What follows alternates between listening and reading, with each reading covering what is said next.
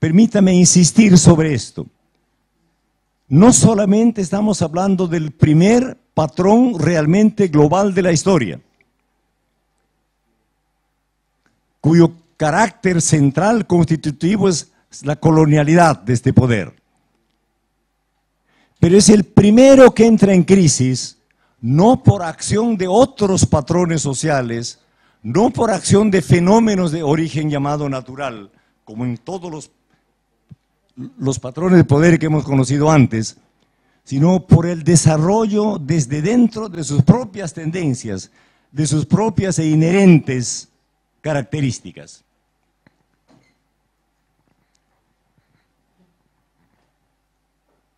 Por eso, estamos por esto en un periodo absolutamente también nuevo, crucial e importante por esta singularidad. Porque estamos en una transición, en una mutación que puede ser final o no, dependiendo de lo que hagamos o dejemos de hacer de aquí en adelante. Por eso permítame terminar esto, no sé de cuánto tiempo aún, bueno, solamente para hacer más claro esto, quiero ir a un asunto que me parece absolutamente necesario de repensar, de reabrir como cuestión. Durante a mitad de los años 60, en América Latina iniciamos un debate que se llamó marginalización, el problema y la teoría de la marginalización. ¿A qué nos referíamos? ¿Qué era? Porque las estadísticas de Europa y de Estados Unidos comenzaban a dar cuenta de que algo ocurría muy profundo, un cambio que si se desarrollaba sería decisivo en las relaciones entre capital y trabajo industrial. Hasta ese momento, en la teoría que teníamos y en la práctica, cada vez que había un momento de contracción del proceso de producción y de acumulación, eran expulsados asalariados. Pero cuando se reexpandía la producción y la acumulación, estos expulsados eran reincorporados y también reincorporados los nuevos ingresantes al mercado de trabajo. Pero a partir del año, entre el 65 y 68, comenzaba a ser claro que esto había dejado de ocurrir. Los que eran expulsados de sus centros de producción ya no eran reincorporados en el momento de expansión. Y este proceso no fue haciendo sino crecer y ampliarse de ahí para el futuro. Esto es lo que llamábamos algunos de nosotros en esos años 60 el proceso de marginalización. Muchos recordarán que para unos, esto significaba la producción de una masa marginal al capital. Para otros, esto implicaba la posible formación de un nuevo polo marginal de la economía, porque la gente no se iba a suicidar colectivamente. Pero eso significaba entonces que el capital ya no estaba en capacidad ni en interés de comprar y vender fuerza de trabajo,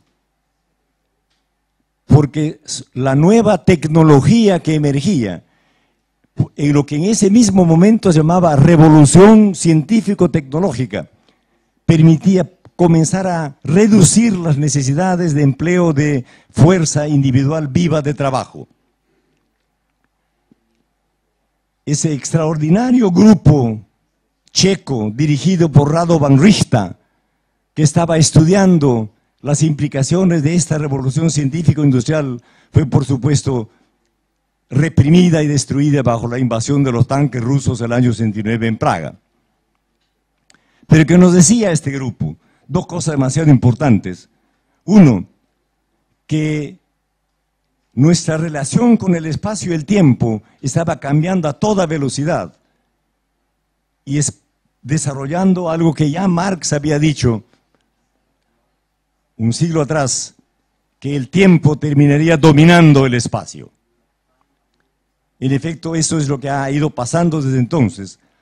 La economía convencional llamó a esto desocupación estructural. Los términos se hicieron hasta ahora un lugar común. Tenemos desocupación estructural creciente. Y la única ocupación que hay se hace bajo condiciones que se llaman de flexibilización del trabajo, de precarización del trabajo. Y eso para una minoría. Pues la mayor parte de la gente está yendo de nuevo. La esclavitud se reexpande en el mundo. La servidumbre personal se reexpande en el mundo. La pequeña producción mercantil se convirtió en un momento en el corazón mismo de eso que se llamaba economía informal, aunque eso después fue invadido por el gran capital. Y ciertamente la reciprocidad también ha comenzado un proceso de reexpansión. Mientras que el capital como capital ha comenzado a ser entonces dividido entre sus niveles tecnológicamente más sofisticados, donde la presencia de fuerza de trabajo viva individual es en sus últimos tramos virtualmente insignificante. Por lo cual el costo de producción de los objetos es cada vez menor. Y entonces la tecnología sirve ahora no solamente para prescindir de fuerza viva individual de trabajo, sino para decidir qué objetos van a ser producidos y cuáles no. Por lo tanto, qué necesidades van a ser cubiertas y qué necesidades van a ser inventadas para que la gente pueda dedicarse a consumir. Hoy día sabemos que la tecnología que se ha producido bajo el dominio del capital puede permitir producir virtualmente todos los objetos conocidos y la cantidad necesaria en donde sea necesario. Pero como todo el mundo sabe, hoy día se produce solamente aquello que realmente pueda ser negociado. Y si el costo de producción es cada vez menos, ¿cómo se hace para ganar? Puesto que lo que hay es una transferencia de trabajo acumulado y no la producción de ningún nuevo valor desde el punto de vista del trabajo, sino nuevo valor solamente en términos tecnológicos. Entonces la tasa de ganancia en relación al trabajo vivo se derrumbó desde fines de los años 60 en adelante. La crisis estalló por eso el año 73. Y entonces la economía ha tenido que admitir que hay no solamente desocupación estructural, sino también financiarización estructural.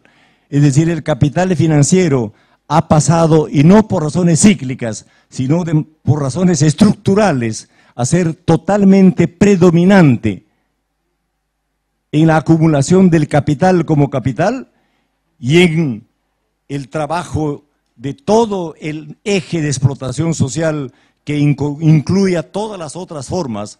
La esclavitud no es la esclavitud vieja, es la esclavitud bajo términos capitalistas. Los brasileños lo saben muy bien. En las facendas brasileñas se descubren esclavos todos los días. Lula ha dado 2 veces decretos prohibiendo la esclavitud en la zona amazónica, como todos los demás. ¿Y cómo se hace para impedirlo? La esclavitud existe hoy día en todo el sudeste asiático. Existe en la zona norte de México y Estados Unidos. Existe en la mitad, en los Apalaches de Estados Unidos. No hay ningún misterio en esto. Son las estadísticas, si las estadísticas de las Naciones Unidas, que son conservadoras, tienen sentido, en este momento hay más de 300 millones de esclavos verificados en el mundo. Y la mayor parte de ellos además son menores de edad y mujeres. Pero la servidumbre personal se expande. Una gran parte de la migración latinoamericana hacia Europa, hacia Italia, Estados Unidos, es parte de esa servidumbre. En Italia es muy claro. La nana peruana en Santiago le ocurre lo mismo. Pero también la reciprocidad. está también en expansión.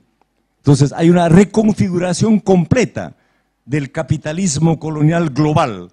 Hay una reconfiguración completa del capital como capital hegemónico, su sofisticación tecnológica y por lo tanto la financiarización estructural asociada a la desocupación estructural es lo que se impuso globalmente al mundo con el nombre globalización.